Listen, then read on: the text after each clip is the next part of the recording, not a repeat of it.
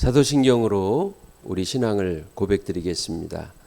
전능하사 전지를 만드신 하나님 아버지를 내가 믿사오며 그 외아들 우리 주 예수 그리스도를 믿사오니 이는 성령으로 잉태하사 동정녀 마리아에게 나시고 본디오 빌라도에게 고난을 받으사 십자가에 못 박혀 죽으시고 장사한 지 사흘 만에 죽은 자 가운데서 다시 살아나시며 하늘에 오르사 전능하신 하나님 우편에 앉아 계시다가 저리로서 사한 자와 죽은 자를 심판으로 오시리라. 성령을 믿사오며 거룩한 공예와 성도가 서로 교통하는 것과 죄를 사하여 주시는 것과 몸이 다시 사는 것과 영원히 사는 것을 믿사옵나이다. 아멘.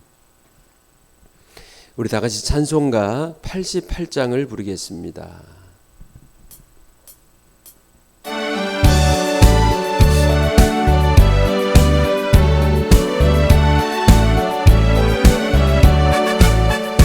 내 진정 사모하는 친구가 되시는 구주 예수님은 아름다워라. 산 밑에 백합하여 빛나는 새벽별 주님 영원할 길 아주 없도다. 내 맘이 아플 적에 그니로 되시며 나 외로울 때 좋은 친구라. 주는 저 산 밑에 백합 빛나는 새벽별 이 땅 위에 비길 것이 없도다. 내 맘의 모든 염려 이 세상 고락도 주님 항상 같이 하여 주시고 시험을 당할 때에 악마의 개교를 즉시 물리치사 나를 지키네. 온 세상 날 버려도 주 예수 안 버려 끝까지 나를 돌아보시니 주는 저 산 밑에 백합 빛나는 새벽별 이 땅 위에 비길 것이 없도다.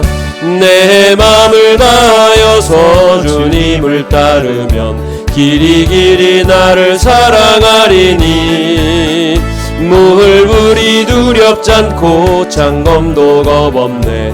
주는 높은 산성 내 방패시라. 내 영혼 먹이시는 그네 누리고 나 친히 주를 뵙기 원하네.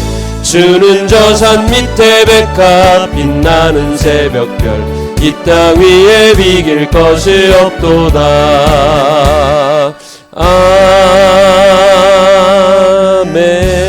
아멘. 기도하겠습니다.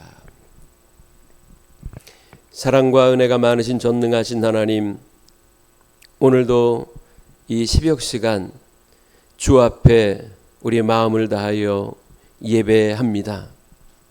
한가히 명절 연휴간 마음도 들뜨고 분주하지만 이 새벽 시간만큼은 경건하게 고요하게 주님을 바라봅니다. 논밭에 오곡백과로 풍성한 은혜를 주시니 감사합니다. 우리가 자격이나 권리가 있어서가 아니요 오직 하나님의 사랑으로 우리에게 주신 것들을 감사하는 한가히 명절 되게 하옵소서. 또한 어려운 이웃들, 고통받는 친구들, 질병으로 아파하는 사람들을 생각하고 기억하며 하나님 앞에 자비와 은총을 구하오니 가난한 자들을 풍성케 하시고 외로운 자들의 친구가 되어주시며 아픈 자들을 치유하여 주시옵소서. 명절 많은 가족들과 친지, 지인들을 만날 때 주의 영광을 드러내게 하시고 또 행복과 즐거움과 기쁨을 함께 나누게 하옵소서. 오늘 우리 출애굽기 6장에 있는 말씀을 나눌 때에 그 말씀이 주시는 그 은혜와 능력을 마음속에 담을 수 있도록 주께서 인도해 주시기를 원합니다. 주님, 이 시간 주의 말씀이 우리의 생명 양식되며 영혼의 만나 될 줄 믿고 감사하며 예수 그리스도의 이름으로 간절히 기도합니다. 아멘. 자, 오늘 주시는 하나님의 말씀은 출애굽기 6장입니다.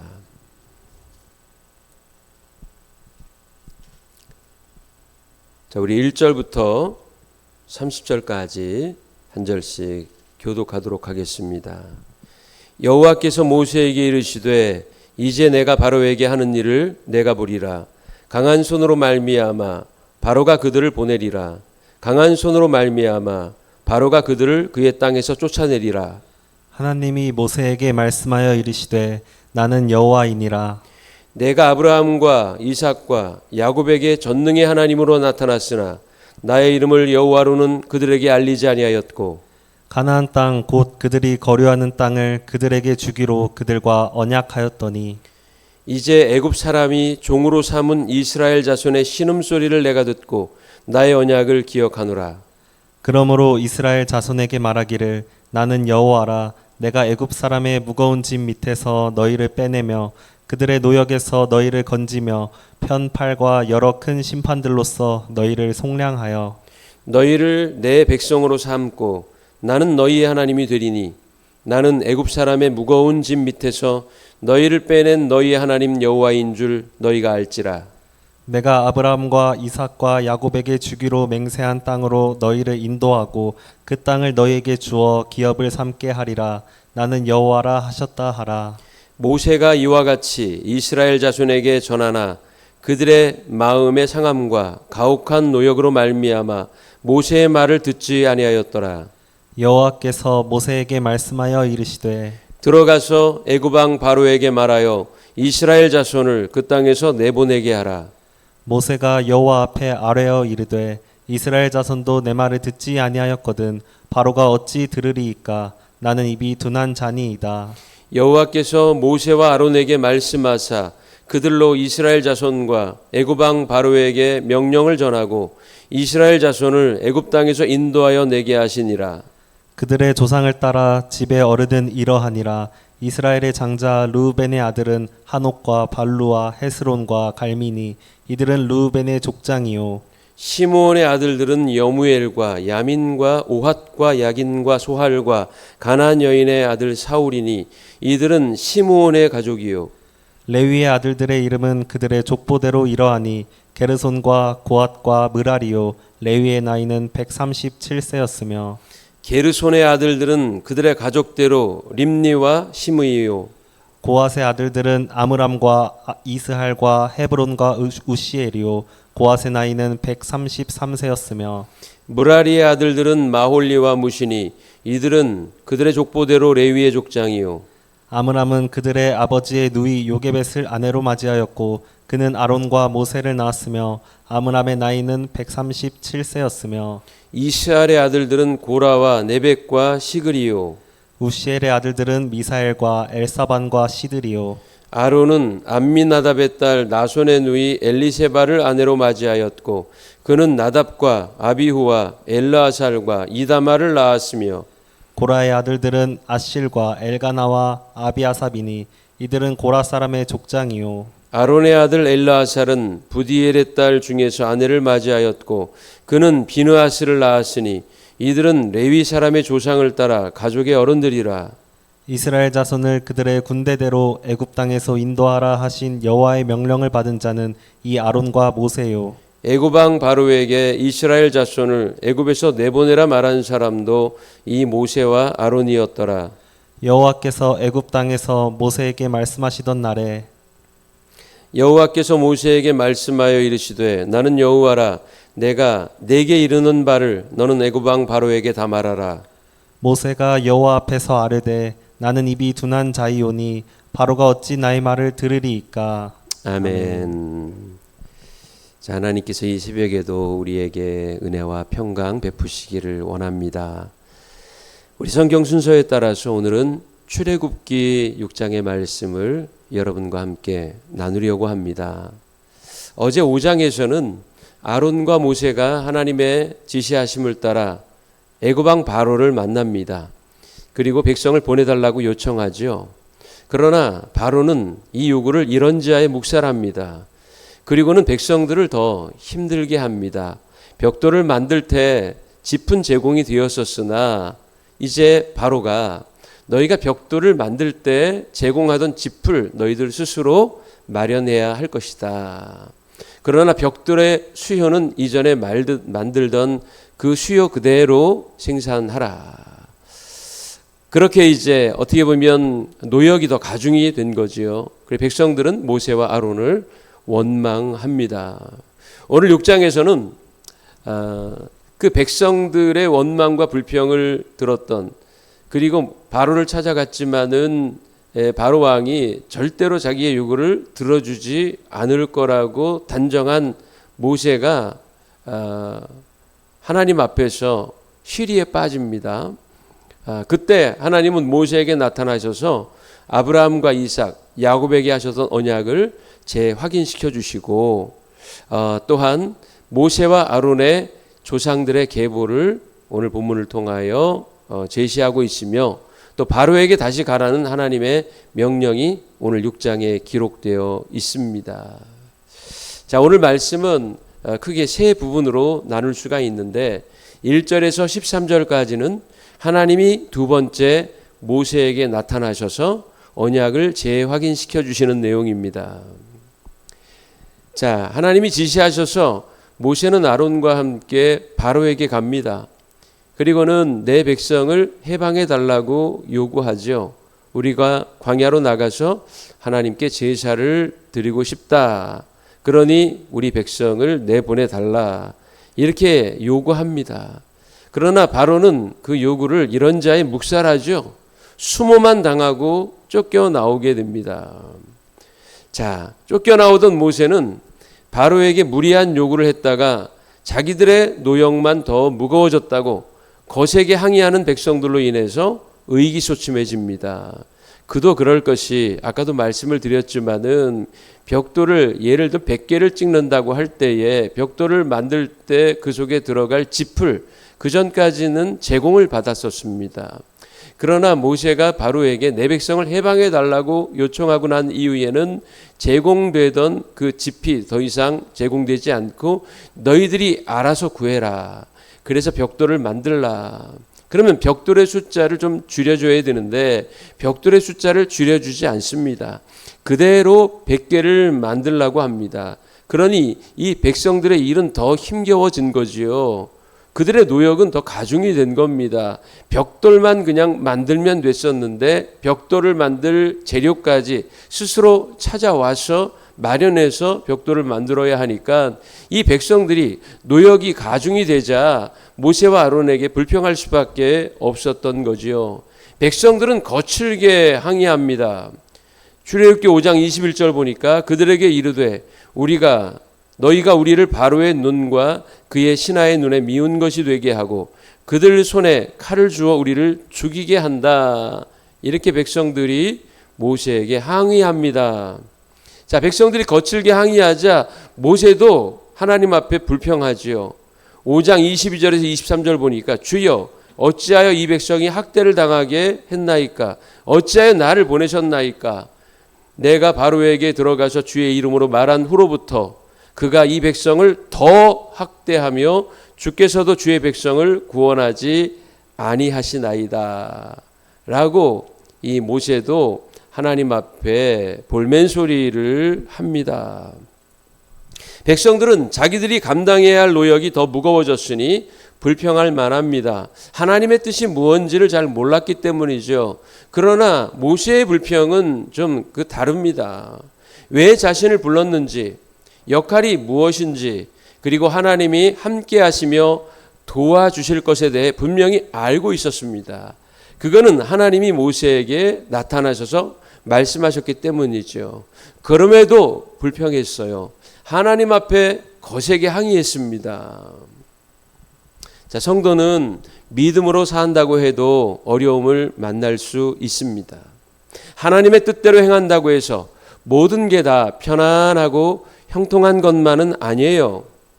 오히려 더 큰 어려움을 만날 수 있고 더 아픈 시련을 만날 수도 있습니다. 그때 믿음의 능력이 발휘되어야 하는 순간입니다. 여러분, 운동을 하더라도 숨이 차도록 그리고 땀이 흐르도록 해야 효과가 있다고 말합니다. 천천히 산책하듯 운동하면 효과를 얻을 수 없습니다. 숨이 가빠져야 돼요. 숨이 턱에까지 차올라야 합니다. 그리고 땀이 흘러야 합니다. 그렇게 신체를 움직여야 노폐물이 빠지고 심폐력이 좋아지고 근육도 강화되는 것입니다. 운동하기가 힘들다고 땀도 흘리지 않고 숨도 차지 않은 채 슬슬 산보하듯 하는 것은 운동이 아닙니다. 그건 절대로 신체를 단련시킬 수가 없는 거지요. 마찬가지입니다. 하나님께서는 우리를 독수리로 훈련하기 위하여서 독수리가 새끼들을 높은 산 위로 데리고 올라가서 상공에서 새끼들을 떨어뜨린다잖아요. 그러면 떨어지던 새끼가 날개짓을하며 발버둥을 치고 날려고 노력을 하다가 날게 되면 사는 것이고, 그냥 노력하지 않고 그대로 추락하면 죽는 것입니다. 그것을 적자생존이라고 말하죠. 자, 독수리는 자기 새끼들이 그냥 참새와 같은, 비둘기와 같은 그런 새가 되기를 원하는 게 아니에요. 큰 날개를 펼치고 창공으로 솟아오르는 부리부리한 눈을 가지고 사납고 날카로운 발톱을 가지고 창공을 호령하는 그러한 새들의 왕이 되기를 원하는 것이지, 비둘기와 같이 참새와 같이 되기를 원하지 않아요. 하나님도 마찬가지입니다. 하나님은 당신의 백성들이 강한 사람이 되기를 원하십니다. 사단이 유혹하고 어려움이 몰려와도 사단의 세력을 이기고 어려움을 능히 극복할 수 있는 믿음의 힘을 기르도록 우리에게 말씀하시는 겁니다. 그렇기 때문에 성도들에게 다가오는 고난과 어려움은 오히려 유익이 될 수도 있다는 사실을 믿으시기를 원합니다. 하나님은 입이 쭉 나온 모세에게 나타나셔서 조사에게 하셨던 약속을 재확인하십니다. 1절 말씀을 보면 하나님의 의지와 하나님의 작정이 무엇인지를 알게 됩니다. 하나님이 뜻을 세우시면, 계획하시면 반드시 성취됩니다. 그것이 우리 믿음의 근거예요. 아수르가 유다를 협박하고 공격할 때 이사야는 히스기야 왕에게 이렇게 말했습니다. 유다 족속 중에 피하여 남은 자는 다시 아래로 뿌리를 받고 위로 열매를 맺으리니 이는 남은 자가 예루살렘에서 나오며 피하는 자가 시온산에서 나올 것이라. 만군의 여호와의 열심히 일을 이루시리라 했습니다. 자, 일을 계획하고 성취하게 하시는 이는 여호와시라는 겁니다. 여호와의 열심이라는 표현은 여호와께서는 당신이 세우신 계획을 이루시기 위하여서 의인화적으로 이야기하자면 땀을 뻘뻘 흘리신다는 거예요. 여호와께서는 열심으로 당신이 하신 약속을 이루어 가신다는 겁니다. 또 메시아를 보내실 것을 예언하는 말씀 중에서 이사야 9장 7절 말씀 보면 그 정사와 평강의 더함이 무궁하며 또 다윗의 왕자와 그의 나라에 군림하여 그 나라를 굳게 세우고 지금 이후로 영원히 정의와 공의로 그것을 보존하실 것이라. 만군의 여호와의 열심히 이를 이루시리라.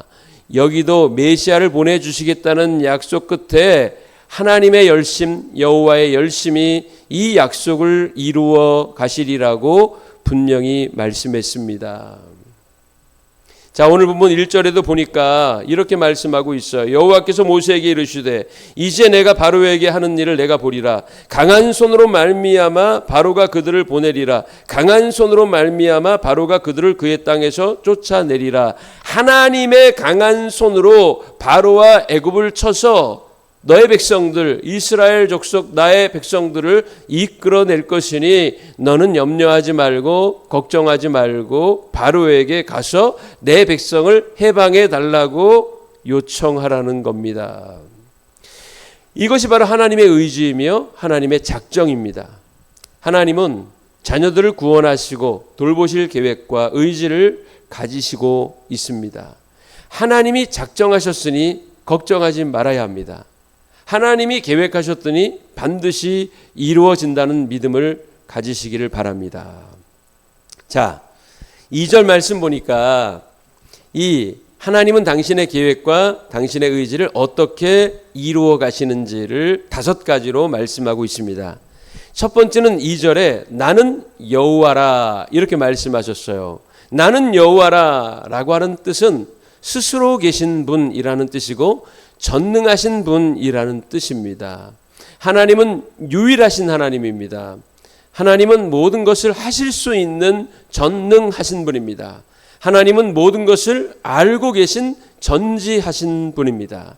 바로 이런 하나님이 약속하시고 계획하시고 언약하셨으니 반드시 이루실 것이라는 것이고, 두 번째는 4절에 나옵니다. 그들이 거류하는 땅을 그들에게 주기로 그들과 언약하였더니입니다. 바로 하나님의 계획이 이루어지는 두 번째 근거는 언약이라는 개념입니다. 하나님은 아브라함에게 이미 언약하셨어요. 야곱과 이삭에게 이미 언약하셨고, 모세에게도 나타나셔서 조상들에게 내가 언약함과 같이 너와도 약속할 테니 걱정하지 말라고 말씀하고 있는 것입니다. 그리고 세 번째는요, 5절 말씀입니다. 이스라엘 자손의 신음소리를 내가 듣고 나의 언약을 기억하노라 했습니다. 즉 고통의 소리를 하나님이 들으신다는 겁니다. 이것은 하나님의 경청을 뜻합니다. 하나님은 자녀들이 부르짖는 그 소리를 외면하지 않아요. 못 들은 척하지 않습니다. 고통의 소리를, 신음소리를 내가 듣고 나의 언약을 기억했다, 이렇게 모세에게 말씀하고 있는 것입니다.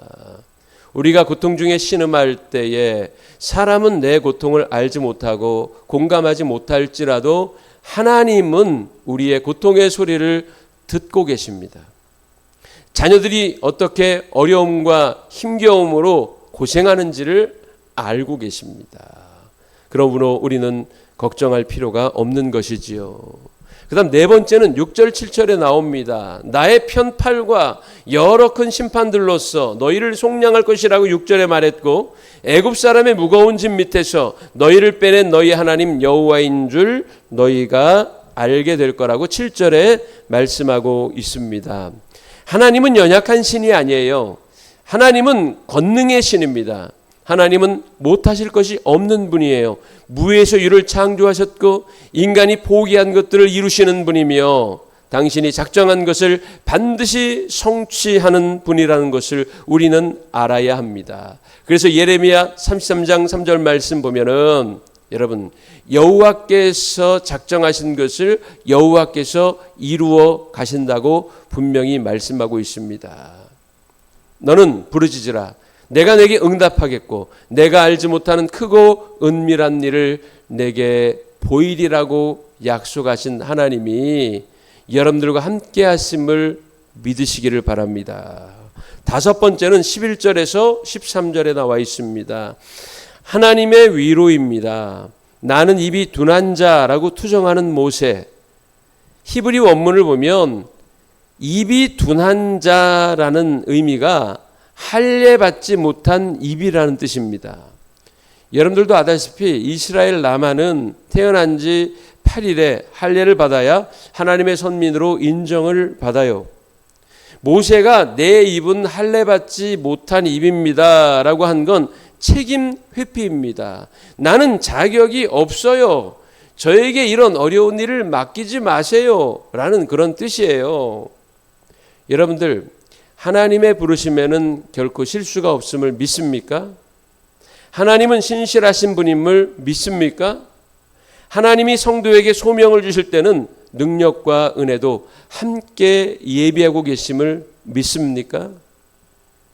아브라함이 모리아산에서 이삭을 제물로 바치라는 그 명령을 따라서 모리아산으로 가서 제단을 쌓아놓고 이삭을 결박하여 제단 위에 올려놓습니다.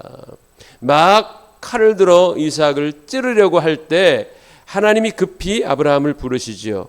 아브라함아, 아브라함아, 내 독자 이삭에게 손을 대지 말라. 내가 얼마나 나를 경외하고 사랑하고 내 명령에 순종하기를 원하는지 나는 충분히 그 마음을 알았다. 하나님께서 아브라함에게 말씀하시면서 자, 이 숲을 사이에 뿔이 걸린 수대양을 한 마리 발견하게 하시지요. 그래서 그 수대양을 잡아서 하나님 앞에 아브라함이 번제로 드립니다.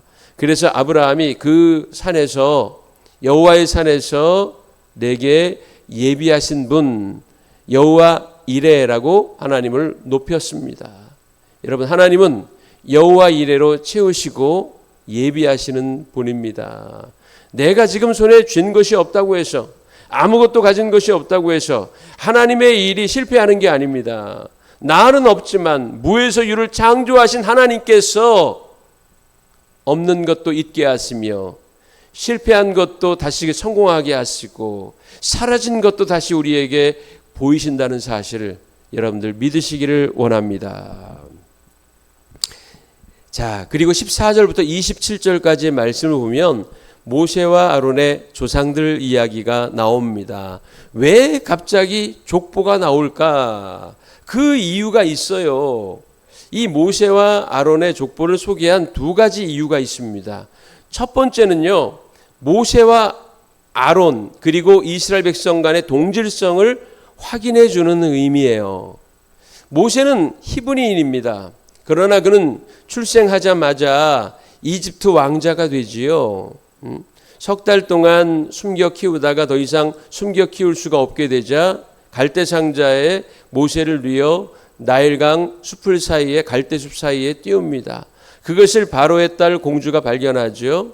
그리고 그를 양자로 삼습니다. 40년간은 이집트 왕궁에서 왕자로 살았어요. 그리고 살인죄를 저지르고 그것이 적발되자 그는 왕궁을 뛰쳐나와 도망합니다. 미디안 광야에서 그는 미디안 제사장 이드로의 딸 십보라를 만나 그와 결혼하고 아들을 낳아요. 그 40년간의 삶도 사실은 이스라엘 민족들의 삶과는 조금 이질적인 문화권에서 지낸 것입니다. 40년간은 이집트 왕궁에서, 40년간은 미디안 광야에서 살았기 때문에 그의 80년간의 삶은 약간 이질적이고 그들의 문화와는 동떨어진 그런 환경에서 살아왔다는 겁니다. 이 부분을 문제 삼아 모세의 리더십에 의문을 품는 이들이 있을 수도 있었습니다. 이에 모세와 아론의 족보를 제시함으로써 이런 우려를 씻을 수 있게 된 겁니다. 모세와 아론은 어느 날 갑자기 뚝 떨어진 인물들이 아니라 레위의 후손들로서 하나님의 언약의 백성이라는 것을 알려줌으로 말미암아 모세의 리더십에 그 권위를 더하려는 목적이 있는 것입니다. 두 번째 족보를 소개한 이유는 이스라엘의 해방자로서의 모세의 권위가 사람으로부터 온 것이 아니라 하나님께로부터 왔다는 걸 보여주고 있는 겁니다. 동시에 이스라엘 선조들과 맺은 언약이 후손들에게도 그대로 전수되고 실현되어 가고 있다는 것을 밝혀주기 위한 목적으로 모세와 아론의 족보를 소개하고 있는 겁니다. 이를 통해서 우리는 한 가지 사실을 깨닫습니다. 교회는 그리스도 안에서 한 몸을 이룬 가족 공동체입니다. 가족들보다, 혈연을 나눈 가족들보다 더 가족과 같은 공동체인 것은 예수의 보혈이 우리 영적인 DNA 속에 녹아 흐르기 때문입니다. 그래서 성도의 족보는 육체에 흐르는 피의 계보가 아니요 예수 그리스도의 십자가 보혈로 말미암은 복음의 계보라고 하는 사실을 알게 되는 겁니다. 그러므로 성도는 늘 공동체 의식을 갖고 살아가야 하는 것입니다. 자, 28절에서 30절까지는 하나님이 재차 모세에게 명령하시는 내용으로 되어 있습니다. 29절 보니까 여호와께서 모세에게 말씀하여 이르시되 나는 여호와라 내가 내게 이르는 바를 너는 애굽 왕 바로에게 다 말하라.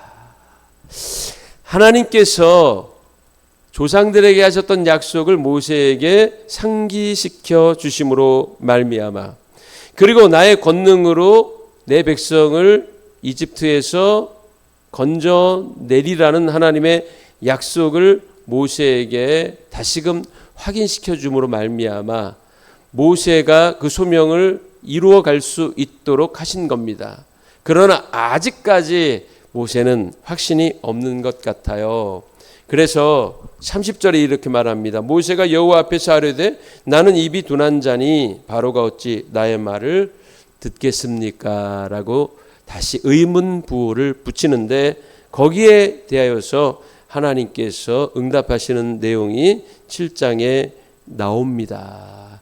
자, 이 내용은 내일 새벽 예배를 통하여서 전하여질 것입니다. 사랑하는 삼명교회 성도 여러분, 하나님의 부르심에는 실수가 없고 하나님의 부르심은 결코 실패하지 않는다는 사실을 믿으십니까?